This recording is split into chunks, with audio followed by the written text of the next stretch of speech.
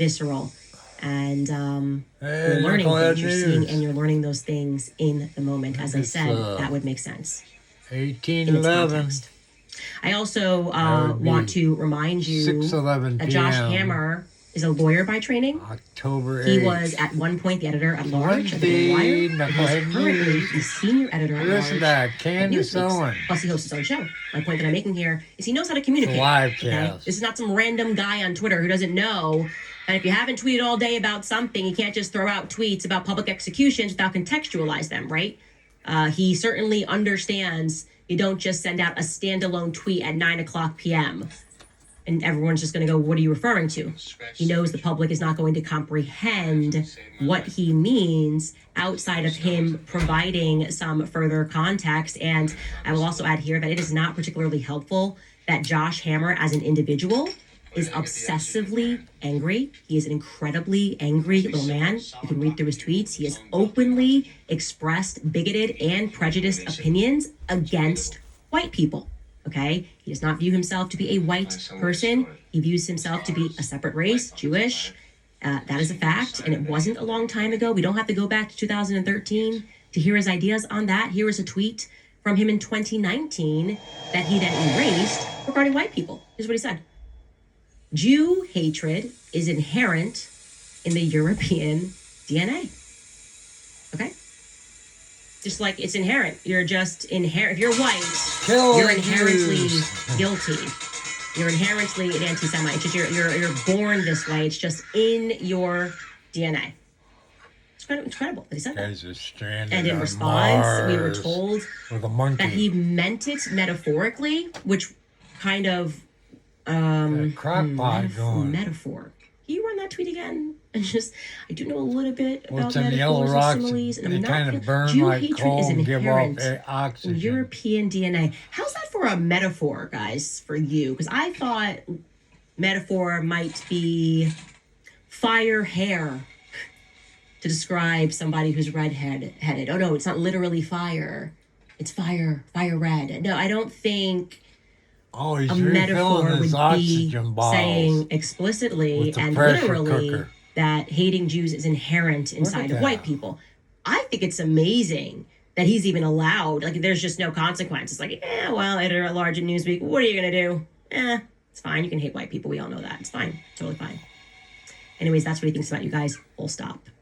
And people are maybe perhaps because of that, because of how he regularly treats people and how he regularly attacks people and how vicious he is, are not feeling particularly charitable towards him, especially having been exposed as somebody who lied so audaciously and boldly and repeatedly and unnecessarily about the pressure that Charlie was under, pressure which Josh Hammer was a part of applying in the weeks and then in the hours leading up to Charlie Kirk's death.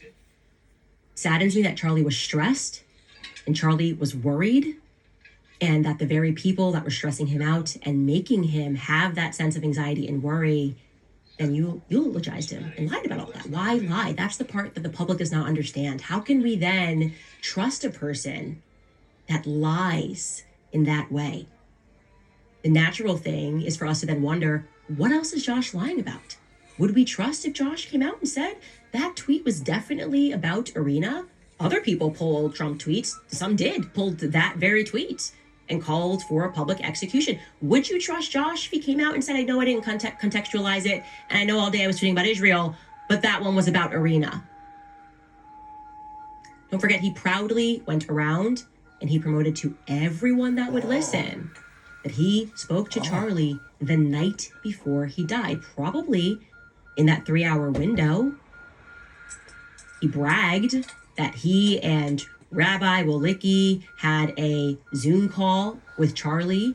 Why? Because they said Charlie wanted them to help him with his talking points about Israel. Now, I have to say, Charlie was one of the most skilled debaters ever, like literally ever. Any person that I have seen actually debating on stage, I learned my debate cues from Charlie Kirk. So it is very new to me to think that they scheduled this call because he was in need of tips on debating from a rabbi over in Israel and Josh Hammer. But let's be real, I have no proof to the contrary because I wasn't on the Zoom call. And Josh made it clear multiple times that in his last conversation with Charlie, above anything else, was really interested in Josh's book. So much so that in his literal first tweet, after news broke that Charlie had in fact died, Josh manages to bring up his book. I'm not kidding. Here's his tweet. He writes this: "I am speechless, devastated, and heartbroken. We spoke less than 24 hours ago. Charlie joked how he was going to plug my book on this very tour. He was a unique force, a generational leader. Pray for Charlie's beautiful wife and their young children. Rest in peace, warrior." And as you saw yesterday, Josh never forgets to plug his book. He never once forgot to plug his book.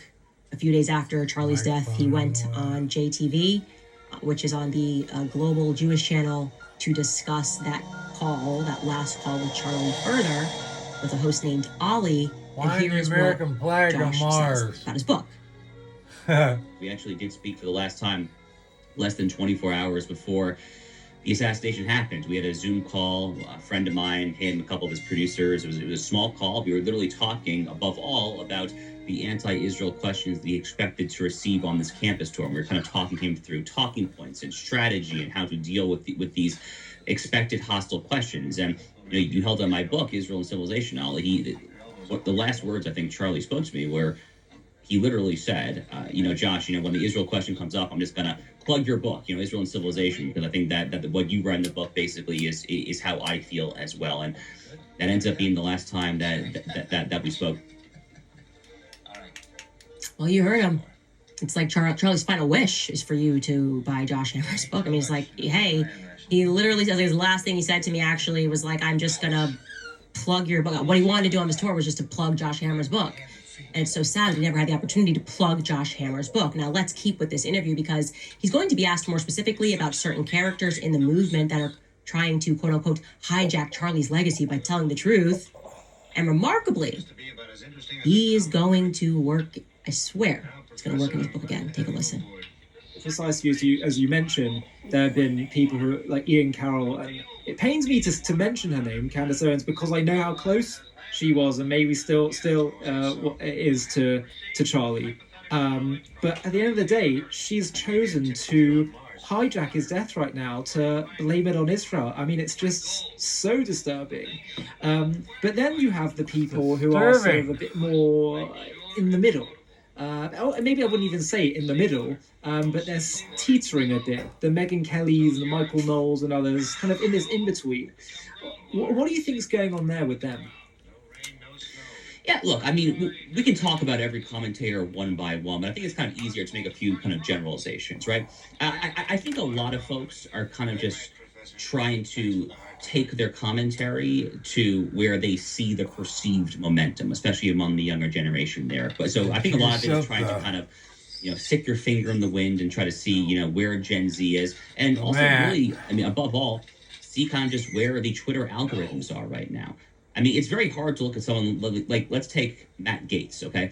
Matt Gaetz was a former Republican congressman from Florida. Now he hosts a show on One America News. Matt Gaetz and I were very friendly for a while, okay? He had me on his show back in March when my book came out. Ali, he referred to my book as a battle map to save Western civilization. It was an extraordinarily kind segment. He was asking very intelligent questions. He clearly had read the book. He was engaging with the material in it there. And a few months later, he's talking about Jewish supremacy, a term that has kind of like Der Stürmer origins, and he's had all sorts of horrible guests. I mean, does someone like that actually flip that quickly based on literally from March to June or July? No, of course not. I mean, it defies common sense. It defies reality. That's obviously not what's happening there. I think it's just profound cynicism. It's trying to kind of just play for clicks, play for money, and trying to kind of generate some viral clips to appease a small but very vocal and very online segment of the American right and of the American internet user base. You doing a Zoom? I just love that he doesn't even blink as he goes from promoting his book again to then accusing people of wanting money. It's just incredible as he's completely grifting off of Charlie's death by trying to promote his book as Charlie's last wish. It's really amazing. Also, why does Michael Knowles randomly catch a stray? What's Michael Knowles been up to that he's now on their list? Michael Knowles, Megyn Kelly, they're listing them. That's coming next. Okay, inevitably it comes inward. And I just want to be clear in case what he's saying is not registering to you correctly. So, white men, to the extent that you are willing to get out there and work to serve really his book, to sell his book, to serve his interests, which are very clearly Israel, you're cool. You know, no one's going to call you an anti-Semite. Everything can be cool. To the extent that you, I don't know, maybe don't want to do that, you will be ruined. Matt Gaetz, what was he thinking? It's crazy. Like, what on earth was Matt Gaetz thinking? It was great when he was out there pitching Josh Hammer's book, and now he can't be saved. But then, and this is where it gets important, Josh Hammer gets even more specific, addressing the question if Charlie was beginning to... Gotta wait to January 5th for the Comey next appearance in court. Bryan Courthouse in Virginia. So that's what? Hell, 2 months away. This is October. Yeah, hell yeah, over 2.5 months. Next Comey. The gay Comey guy. Back to Kansas. Lee was just on the phone looking for talking points, trying to navigate some choppy waters with how he was going to address these kids that had some questions about Israel. He was unflinching, but he gratefully had Josh Hammer's book and wanted to go through it and make sure that he remembered everything. Now, this is probably also a great time going to that little conference call they had, whatever was a Zoom call, to tell you that Rabbi Walicki, was also on the now infamous text chain. So this means that both of those individuals knew exactly where Charlie was at on the topic of Israel and how he felt at that moment of his death. And again, like I said, 2 weeks before that, in the Hamptons, they knew where he was at. Tucker Carlson told you the truth on his stance on Bibi Netanyahu. Nobody wants to address or answer the question of whether or not, when Bibi Netanyahu invited him to Israel, what the context was of that. That guy who's fighting a 140,000 front war because he keeps picking fights and pretending he's a victim, really just has time to pick up the phone and shoot the breeze with Charlie Kirk, whose number, according to the released letter, he didn't even have in May. So what's he calling them about? They obviously weren't close if he didn't have his number, okay? So what's he calling Charlie about? Why is he inviting Charlie to Israel 2 weeks before he dies, right? Nobody will address that Charlie said no. He did. He said no. He didn't flinch. He wasn't even flinching. He was just busy and couldn't make it out to Israel or something. Now, I will say that regarding Rabbi Walicki, I think he has more of a conscience and soul than Josh Hammer. I haven't seen him promoting his book. He doesn't lie as audaciously and as repeatedly and tweets nearly as neurotically as Josh Hammer does. But well, should listen to what he had to say when asked whether or not Charlie was turning on Israel. Give us our hindsight 2020, Rabbi Walicki. The wild conspiracy theories online on social media claiming that Israel and the Mossad are behind the assassination of Charlie Kirk because he was turning on Israel. Now, you spoke to him just hours before his death. Did you feel that that was the case, that he was in fact turning on Israel? Okay, Lidar, I was in touch with Charlie on an almost daily basis for months. And he certainly had some disagreements with Israeli policy. And he criticized Israel where he felt appropriate. He sometimes believed things, like a lot of people do, that are out there in the media. And that was really the substance of our relationship, was checking on things and finding out the truth. But that doesn't mean that he was immune to the negative sentiments that were out there. And there were a lot of people around him in the America First movement who were actively working on him to try to get him to turn on Israel. But the real answer to your question is the meeting that I had with him. And the entire purpose of the meeting, called by Charlie called this meeting, and it was on our schedule for weeks, was that he was going out on a campus tour. Utah was the first stop on his new campus tour. And what a lot of people in Israel do not realize, or in the pro-Israel community do not realize, is that between 40 and 50% of all of the questions and challenges that he would get on these campus tours were usually about Israel. Because the campuses, of course, have a lot of anti-Israel sentiment, and Charlie was known as a supporter of Israel. So he ended up being in a position where he was defending Israel all the time. And it drove him crazy because he wanted to talk about America, but he was defending Israel all the time. So in preparation for this new campus tour, he called a meeting of a few people that he trusted to talk about Israel issues and to anticipate the questions that he would be getting, the challenges that he would be getting on this campus tour, and to make sure that he had the truth and that he could formulate answers that he was comfortable with. If Charlie had turned on Israel, why would he even bother with a meeting like that? Why would he call a meeting with a few pro-Israel friends of his to talk through Israel issues, to make sure that his facts were straight and his talking points were straight so that he could defend Israel better? If he was turning on Israel, he would have had Candace Owens and Tucker Carlson in the meeting planning to throw Israel under the bus. The entire premise of the meeting refutes that theory. How are you feeling about that? Now that you know that Charlie actually mentioned both Tucker and Candace 48 hours earlier as they were trying to do what they always do, which is control who he's allowed to speak to, control who I was allowed to speak to back when I was within the Zionist movement and waking up and realizing something was dangerously wrong when they started to try to control my voice. It's unbelievable. It's really unbelievable to reflect on that. Now, I will say again, Rabbi Bialicki, more of a soul. He's at least acknowledging that something was going on, right? I don't think he would have been comfortable pulling the Josh. It was great. It was amazing. Buy my book, right? He loved every second. He's amazing. Oh my God. He just wished he could have gone over. The one thing that hurt Charlie Kirk the most was that he would never be able to wear an IDF uniform. He just wanted to go fight for Israel. That's kind of the vibes that they were trying to put out there. At least Rabbi Bialicki is like, he was under some pressure, okay? He's saying it softly, but he's like, he was kind of needing to have a conversation to say he's not comfortable answering these questions anymore because he doesn't feel this way anymore. He realizes something is wrong. I told you he was particularly worried that Israel was infringing upon speech in America. I have text messages to that effect. Okay, so there's no undoing that. He was aware that they had lost the PR war, and it was weighing on him that he was seen, as Rabbi Bialicki accurately states, as this person who just defends Israel, especially when what they are doing is so plainly immoral. It was starting to fracture people's viewpoints of Charlie, right? And Charlie, like I said, when he got into this, like when I got into this, we were genuinely pro-Israel. There was not payment that was coming in. Was I ignorant? Yes. I've owned that 1,000 times. I thought it's not a relevant topic.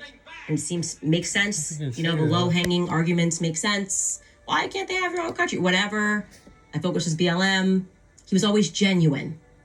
And I think, as I've said, he was genuinely over it towards the end because of Jewish behavior. His words, not mine, leaning into the stereotypes of Jewish behavior, okay? He didn't want to be bullied. He was being bullied. They knew that he was being bullied.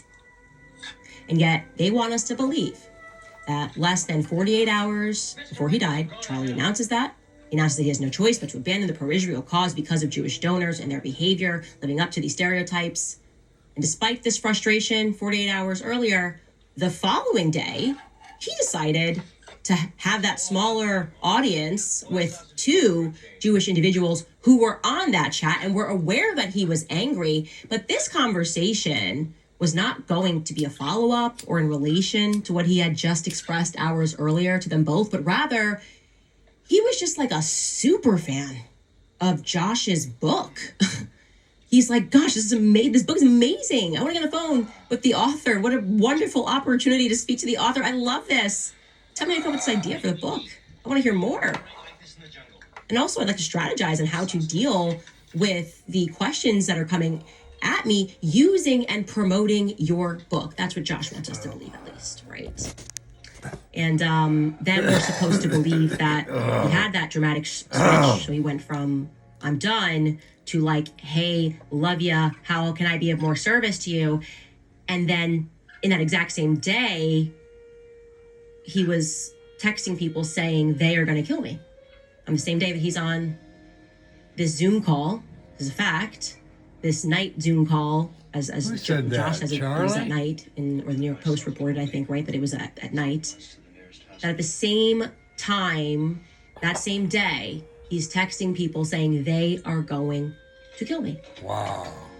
And we are supposed to deduce from this that by they, what he really meant was Tyler Robinson.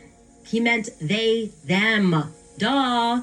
Like a non-binary person or a trans person.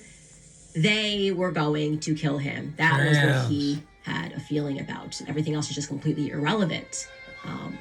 He just had a sense, a premonition that a trans person was going to get him. Do you believe that? Trans Do you buy any of sharpshooters. that?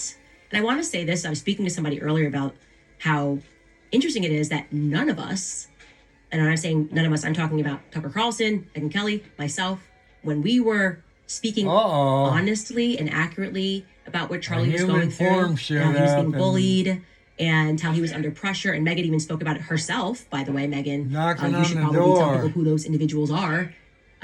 We never once said that Israel killed Charlie Kirk. I've never said that because on the basis of the facts that you guys are following on the show, I don't have any evidence of that. It doesn't serve me to make up a narrative that I can't prove, right? Why would I say that? What I will say is that I am uncomfortable with how many lies people that support Israel have been telling in the wake of his death. That has been almost the only compelling argument that Israel had anything to do with it is the way they're acting right now. Like Bibi Netanyahu, the propaganda, the lies, the coming after Candace Owens. None of this was necessary. Nobody thought when this first happened, this is 100% Israel. 100%. This happened in Mormon country. How come there were no Mormon people, no Mormon presidents coming out and saying, I just want to be clear that we didn't kill Charlie Kirk 24 hours after he died. That's what Bibi did. How come there were no Mormon people that started Operation Mormon Pastor or President feeling the need to baselessly attack me? I was actually on the Mormons. I've been on the show calling them out by name, saying who was doing what. Mormons were not offended by that at all because they want to know if somebody is corrupt and had something to do with this. They want to know if their church was involved in this. That's a normal response. Yay, Mormons. Not to say Mormons. It definitely wasn't us, but rather to say, I'm on this journey. I want to know who killed Charlie Kirk, too. And I'm therefore going to support Candace's efforts to find out. Exact opposite of what Israel is doing, right? Great American hero. One disturbing fact about people that support Israel.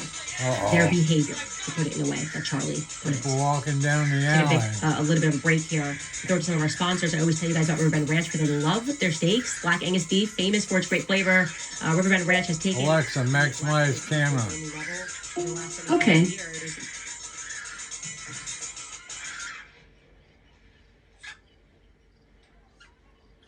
Somebody walking down the alley. A chubby. Survival. For your geniuses and human factors. A guy can lick the problems of heat, water, shelter, food. I know I've done it. Don't see that every day. Isolation. Being alone. Boy, here's where Taken the Black Angus beef to a whole new level over the last 35 years. Oh no. Isolation chamber. When I was in that chamber, I knew I was coming out. Alexa, maximize camera. Okay.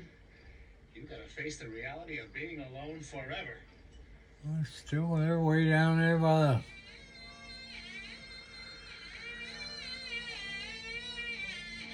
What's that next street over there?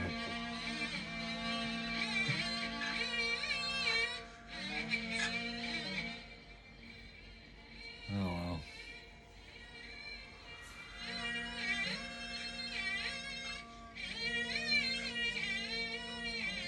Taken the Black Angus beef to a whole new level over the last 35 years. The ranch has been creating an elite Angus herd by using ultrasound technology to select genetically superior cattle with a focus on flavor and tenderness. Each year, Riverbend Ranch provides about 850 elite Black Angus bulls containing these special genetics to over 260 Western U.S. ranches. Those partnership. Wonder if I can... I gotta find that camera.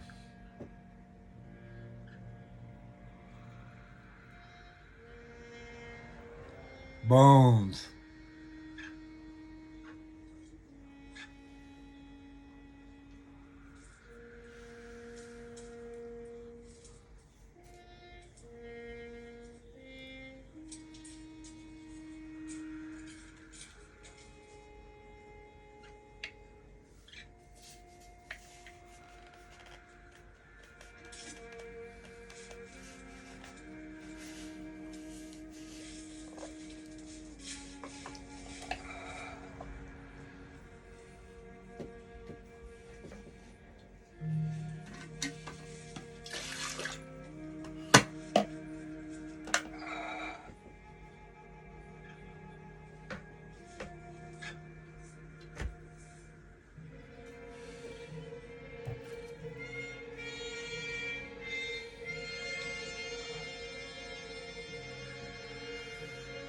Common AI browser.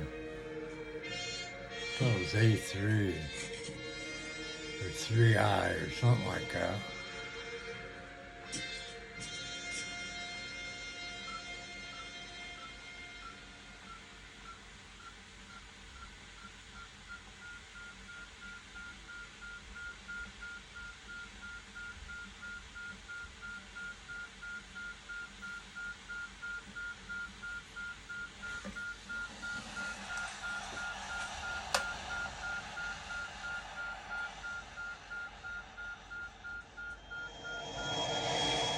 There it goes.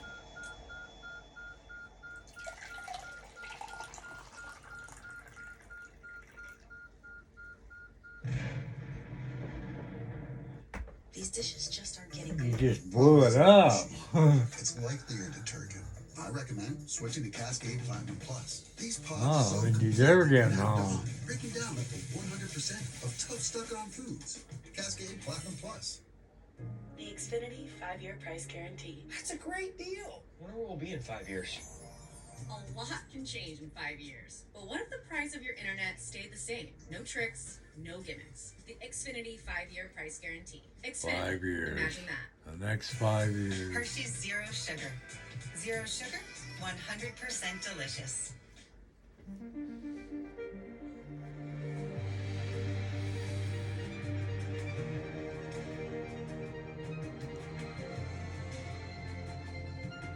I think she's still in the commercial.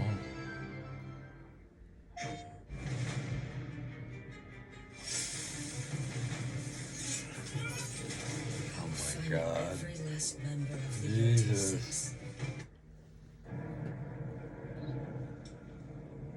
Oh, I think she's back.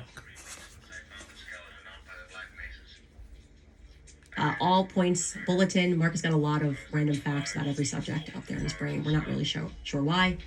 First order of business, I got to put out this all points bulletin. I'm looking for footage on UVU campus, some particular footage from people that were there that day. And I want to be real specific here so we don't clog up the inbox, because obviously when you send footage, it's a bigger file. I'm looking for video footage of any older males, okay, any older males that day that have long hair that was up in a ponytail or a bun.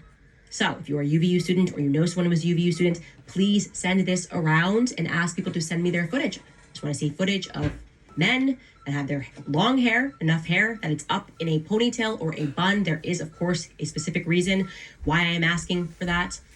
Also, in me scouring the earth for every piece of footage, there's an almost incomprehensible lack of footage that is coming from the left side of Charlie, meaning if Charlie is facing the crowd, it would be his left side. So we have gone ahead and highlighted for you where I am looking for footage from, okay? I can't find footage from this section. Chris, if you could go back to that first one again too.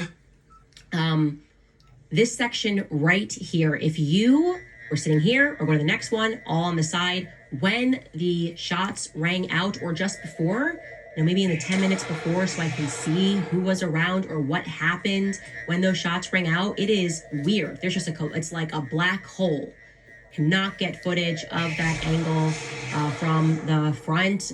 You're probably going, well, doesn't Turning Point have that footage? Well, Turning Point, as we have learned, is not going to show anybody anything in 4K or 5K. I think because that would be helpful or something. So we have to do it this way, the organic way, which takes much more time. I do want to say this as well. You can send that, by the way, to tips@CandaceOwens.com. We also have more tips at CandaceOwens.com. And please just put in the subject line, footage at UVU. That would be very easy. It would help us sort things. We've kind of been cleaning up the inbox. Again, more tips at CandaceOwens.com or tips at CandaceOwens.com. Somebody I was speaking to earlier today was speaking about, the anxiety that Turning Point is going through. I do want to say this first and foremost because I felt this way at previous companies. There are amazing people that work at Turning Point USA, the overwhelming majority of them. And that's what sucks when corporate people at the top take a direction, those people get no say, right? This investigation is being assisted by Turning Point USA, not the execs, but Turning Point people on the ground, people that they don't even think about, smaller employees. They deeply care about what has happened. They deeply care about finding answers regarding what happened to Charlie Kirk. And so we never want to paint a broad picture that this is Turning Point. So the top is most certainly not the bottom. And somebody was saying, what if what you're doing destroys Turning Point USA? And I said, you know what? This is what I always say. If the truth is capable of destroying your company, the truth, then does your company deserve to exist? Think about that. If people learn the truth about how Candace Owens treats her employees, Candace Owens isn't going to have a career. If people learn the truth about what Candace Owens does in the weekends, it will destroy her career. That probably means that you're not a good person or you're not a good company if the truth is a threat to you. I've heard this argument over and over. I've never been fearful, and obviously I'm kind of constantly going through a public x-ray of my life. People examine me. I'm never fearful because I think I'm a decent person, right? I live honorably. Do I make mistakes? Yes, I can own my mistakes immediately, and I will be very quick to apologize to people when I get things wrong. But I'm not an evil person. Nowhere near an evil person, and I always try to be honest. And so do not concern yourselves with people that feel threatened by truth. Martian slave, I guess. That's ridiculous. Anyway, speaking of which, obviously you can see right now the Zionist lobby hates me and Tucker Carlson. It is like nothing anybody has ever seen in their lives. This past year, they've really upped the ante on trying to destroy me and Tucker Carlson. The hatred is deep, it's sinister, it's evil. And they have sent virtually every foot soldier that they have available to attack us repeatedly. Right? Attack us repeatedly. Make videos. People, it's confusing. What is it? Is she lying? Why is she saying this? Is this the right time? It's actually getting quite boring, I think. It's a little boring. I would almost describe their strategy as blitzkrieg.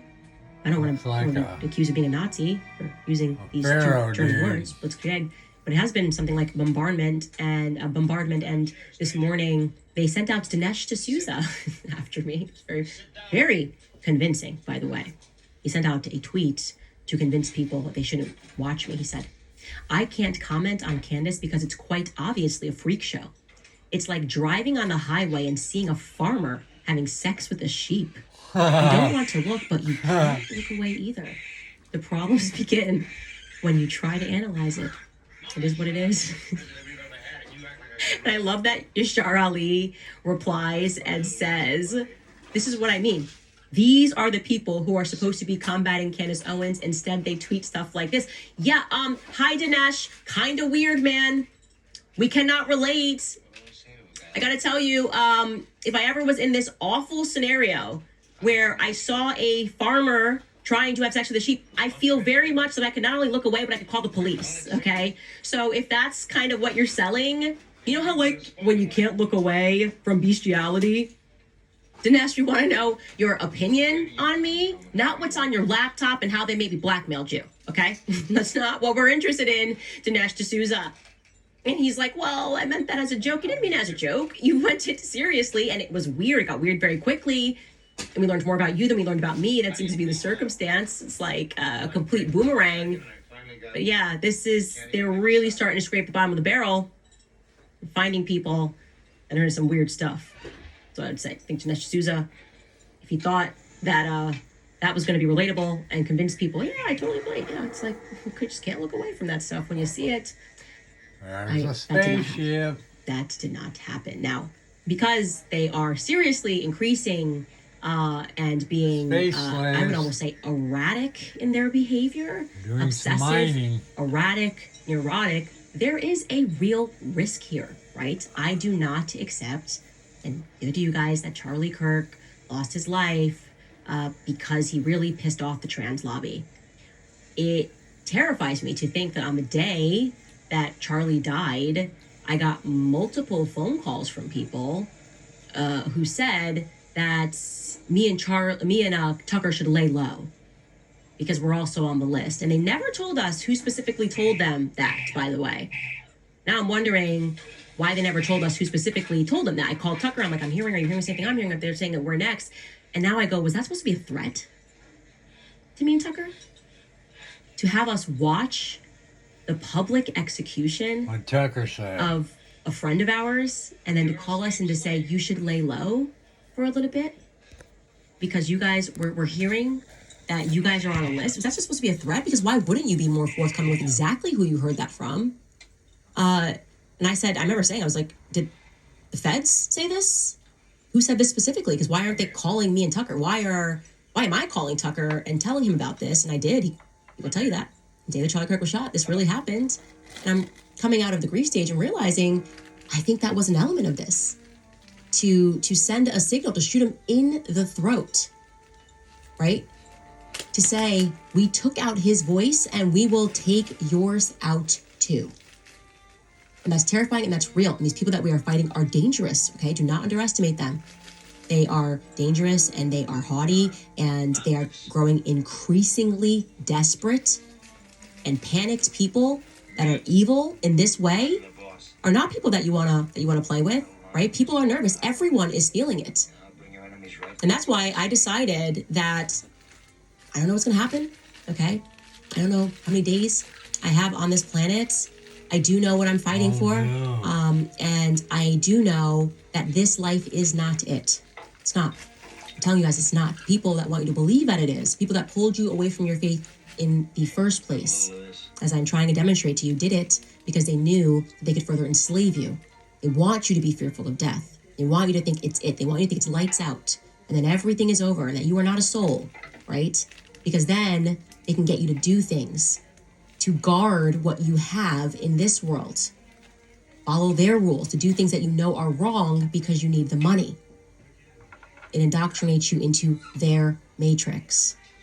What I wanted to do, as I discussed yesterday, and which got picked up, was to create a kill switch, right? To realize that Kanye was kind of right. Never too late to say that Kanye was right. Kanye said that in order to be free, you had to violate these contracts. You had to recognize that your voice is being controlled. And Kanye did just that. It was really an act of bravery to free himself. But I have no doubt that the same people that were torturing Kanye, the same people that were torturing Charlie Kirk, Kanye died today would be the first to eulogize it. I feel that.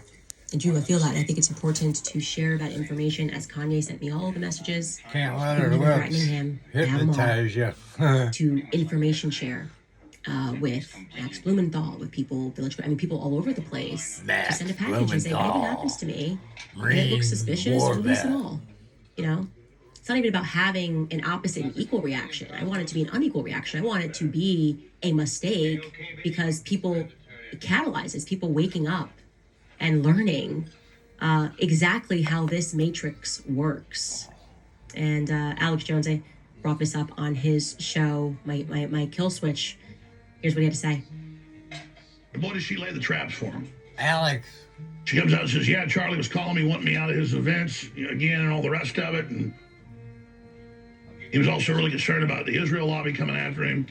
And they said, you're a liar. Charlie doesn't like you. Charlie didn't like you. Charlie didn't call you. He didn't text you. And so she let him say that for a few weeks and then released it, the text. And Then she said, yeah, he was really upset with the Israel lobby and said he was breaking with them entirely. He wouldn't be bullied by them. And the weeks before he was killed, they said, you're a liar. That's not true. So she released those 2 days ago. And now she says she has the proof, and it's text messages, that he feared for his life in the 2 days and the day before he was killed. And predictably, they're already saying it. She's a liar. And then she's going to release those. And she's also sent out the dead man switch, just like James O'Keefe did to myself and a few others right before he released the stuff on Prince Andrew, which is dangerous, by the way, proving that he indeed raped the girls and cover it up. Prince Andrew. People are like, we already know that. How's that daring? Oh, you're going to release total proof on the King of England's brother? Yeah, that's dangerous. So those of you saying O'Keefe doesn't risk his life and all the stuff he's been through and been arrested and indicted and raided, try putting on issues for a while before you sit around and say that he didn't do anything. Man's a champion. But the point is that this is a real dead man switch. She has sent out it to the Tate brothers, Dave Smith, Max Blumenthal, Tucker Carlson, and others. Well, I'm trying to get her on for weeks. I'm a little bummed out she didn't send it to me. Because I'd like to stand with her, but we do stand with her. So they're already out saying she's a liar. She's going to release that. Alex. Now, this doesn't prove Israel killed her or a lobby around that. Because I've seen no evidence. They said his security detail was Israeli. They weren't. It was just the first knee-jerk reaction. I said, you can certainly say Israel's a suspect, but I said, I need to see proof. We need to figure out the ballistics and who really shot him and all that before we then, start saying, okay, motive. I mean, you can always look at motive, but first, with the forensic situation, are they covering it up? What's the ballistics? That's just where I am. I'm not going to just say something because people think it. But when she releases this, she's got it. Make no mistake. Just like she keeps bringing the goods, and she just sets the hook with the worm on it, or puts the mousetrap out with the cheese on it, and they come out and say, you're a liar. And she goes, boom. You're a liar. Boom. You're a liar. Boom. You're a liar. Boom. Bam. So, and she'll let them, for a week or so kind of stew and say she's a liar, and then she'll just release it. And then what she's saying is, you kill me, it doesn't matter, it's coming out. And the word is, he specifically thought Israel was going to kill him. Even when Michael Savage first, a few months ago, said, Netanyahu needs to go on my show. During the break, he goes, man, I hope Mossad doesn't kill him. Cruz saw it. It was on the feed. He didn't say it was off record. It was during the break. So there are a lot of groups that want Charlie killed. He was defeating the Democrats with TPUSA, got over 2.5 million people to vote conservatively for Trump, was moving the needle big time, more than anybody with young people on colleges. So I see them as the motive, and they said, we want Charlie dead. And they said, they celebrated when he was dead. He had book 6 Trantifa. Say, Charlie be dead tomorrow. Then they said, see, we told you. And that was in the town. Be dead. So, we got Trantifa, the tranny Antifa, running around engaged in all sorts of violence everywhere. So I was like, okay, yeah, that fits. To get the picture, I think, and he goes on to explain how we all feel, which is like genuinely we had no proof and no rhyme or reason to think or suspect Israel whatsoever. And it's really just been this insane behavior of covering up and lying that makes us question things. Like, that's the reality. And by the way, questioning things doesn't mean that we have any proof that happened, which is why we've been actually reticent to say that. But they're not acting right. And gut means something. They're not acting right. None of them are acting right. That's not just Turning Point USA execs, and I've tried to explain it away in my head 1,000 times. Oh, well, everyone's great, well, whatever, grieving, and give them time. And then it just got to a place where I said, no, this feels like something else. I don't know why they're telling little lies. And little lies only exist to cover up bigger lies.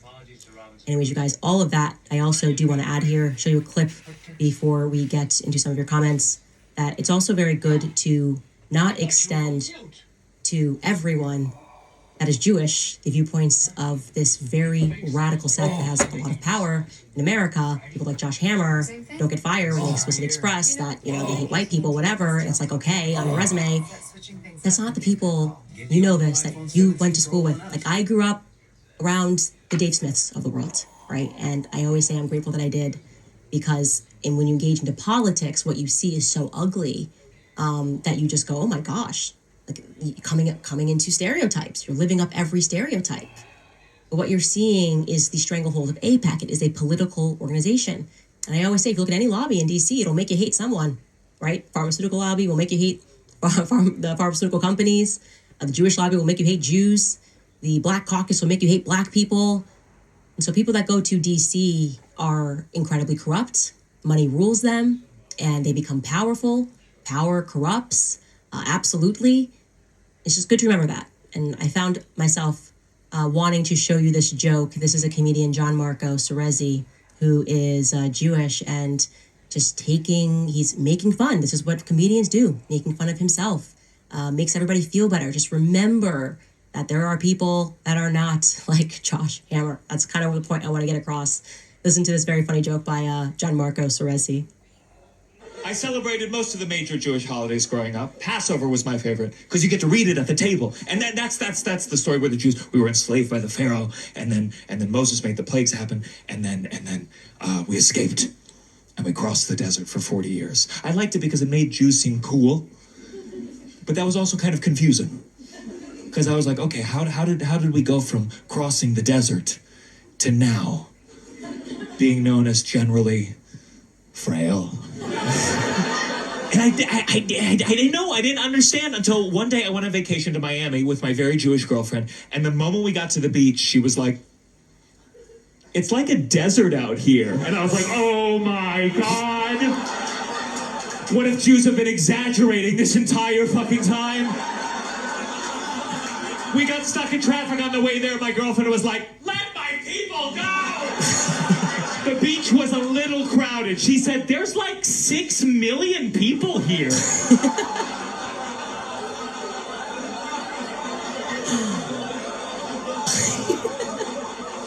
Yeah, you got it. That's fantastic. It's funny, and it's good to remind yourself that politics is serious all the time, but most of the people do not behave like psychopaths, and they're very funny and can make fun of themselves. All right, I'm going to read a couple sponsors before I get to your guys' comments. I want to tell you first and foremost about Home Title Lock, because if you are a homeowner, you need to listen to this. The FBI has been warning homeowners about a type of real estate fraud on the rise, which is title theft. This type of theft doesn't happen by breaking down your doors and stealing your stuff. It happens with just a one-page document, a forged signature, and it gets filed to the county. And if your title, which is... Sorry about that.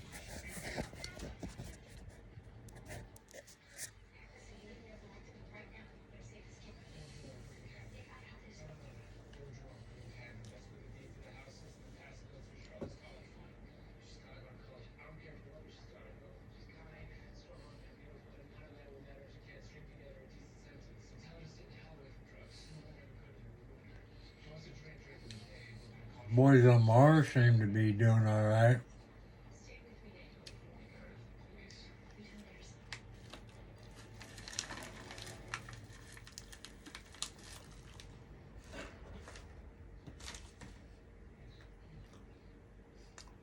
Holy crap, it's 7 o'clock. All right, Knucklehead News. Love you.